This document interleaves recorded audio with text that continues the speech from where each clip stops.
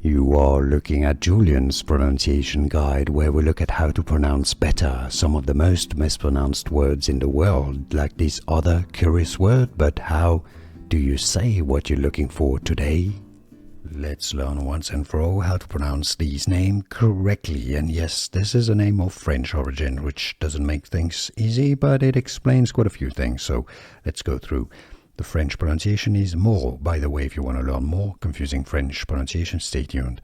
Moreau. Now, in French, there's no specific particular stress on any of the two syllables, okay? Moreau.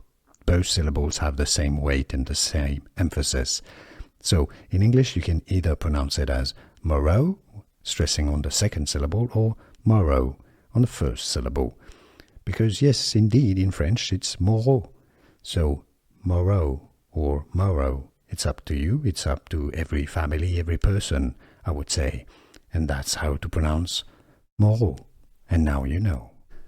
Here are more videos on how to pronounce more confusing words and names too many mispronounced. Like this video if you found it useful. I appreciate your support. I'll see you soon and thanks for watching.